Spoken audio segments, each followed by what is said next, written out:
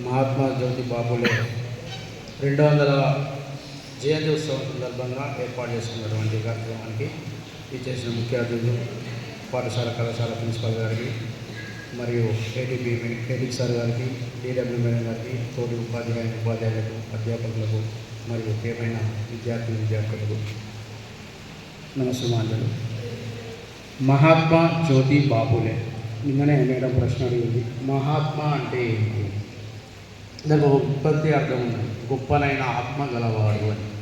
ఇక్కడ ఆత్మ అంటే ఒక అనుకున్నటువంటి లక్ష్యాన్ని, తాను అనుకున్నటువంటి లక్ష్యాన్ని ఛేదించడంలో, సాధించడంలో ఎన్ని ఆటంకాలు ఎదురైనా, ఎన్ని కష్టాలు ఎదురైనా కానీ సాధించి తీరేటటువంటి లక్ష్యం ఎవరికైతే ఉంటుందో ఆ సాధించడంలో కూడా తను అనుకున్నటువంటి అన్నీ కూడా సాధించినట్లయితే అతన్ని మహాత్మా అంటారు.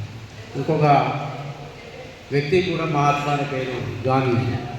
తను అనుకున్నాడు ఈ దేశానికి స్వతంత్రం తీసుకురావాలి, బ్రిటిష్ వాళ్ళ నుంచి వెళ్ళి ఖచ్చితంగా స్వతంత్రం తీసుకురావాలి అని ఎన్నో సంవత్సరాలు శాంతియుతంగా పోరాడింది కాబట్టి, అనుకున్న లక్ష్యాన్ని నెరవేర్చింది కాబట్టి మహాత్మా అని. ఇక్కడ కూడా జ్యోతిరావు పూలే గారు కూడా తను అనుకున్నటువంటి లక్ష్యం ఏంటి? సమాజంలో ఉన్నటువంటి బడుగు బలహీన వర్గాల వారిని అణిచివేస్తున్నటువంటి రోజులవి.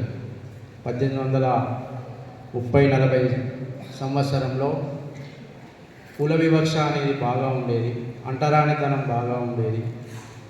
బ్రాహ్మణ్స్ అని కానీ పెద్ద కులాల వారు చిన్న కులాల వారిని అణచివేయడం అనేటువంటిది బాగా జరిగేది.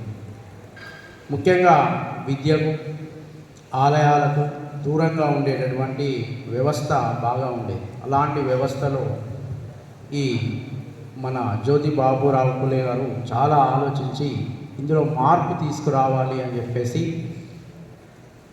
మొదట ఎక్కడి నుంచెల్లో ప్రారంభిస్తే ఎలా సాధ్యమవుతుంది, తన ఇంటి నుంచెల్లే ప్రారంభించాలని తన భార్యకు మొదట చదువును నేర్పించి, ఇలాంటి మహిళలను సమాజంలో అందరికీ కూడా మహిళలకు విద్యను అందించినట్లయితే మార్పు అనేది ఇక్కడి నుంచెల్లే ప్రారంభమవుతుందని గమనించి తన భార్యకు చదువు నేర్పించి, తన భార్యతో పాటుగా మిగతా అప్పుడున్నటువంటి మహిళలందరికీ కూడా చదువు పట్ల ఆసక్తి కలిగేటట్లుగా చేసి మెల్లిమెల్లిగా సమాజంలో ఉన్నటువంటి ఆ అస్పృశ్యత, అంటరానితనాన్ని పారద్రోవడానికి చాలా కృషి చేయడం అనేటువంటిది జరిగింది.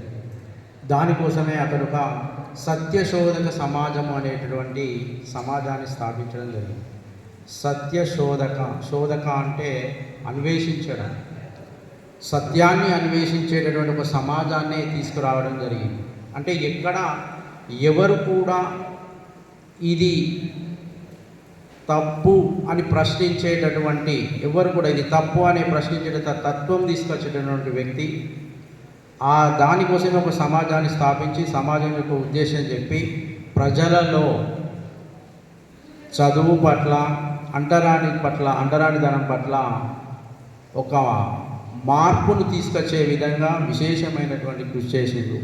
తర్వాత కాలక్రమంలో తన యొక్క గొప్పతనము, తాను సాధించినటువంటి విజయాలను కొంత చరిత్ర పక్కపొంటి జరిపినా కూడా తర్వాత కాలంలో మళ్ళీ అతని చరిత్రను బయటికి తీసి అతని గొప్పతనాన్ని ప్రజలందరికీ తెలియజేయడం కోసమే ఈ జ్యోతిరావు పూలే జయంతి ఉత్సవాలను మన ప్రభుత్వాలు ఘనంగా నిర్వహించడం జరుగుతుంది. గత చరిత్ర ఎక్కడి నుంచి మొదలై ఎక్కడి వరకు ఈ అస్పృశ్యత, అంటరానితనం ఉండేది, ఎలా సాధించడం జరిగింది, విద్య కోసము విశేషమైనటువంటి కృషి చేసినటువంటి వ్యక్తులలో మొదటగా తీసుకున్నట్లయితే మన జ్యోతిరావు బాపులే గారు. అందుకనే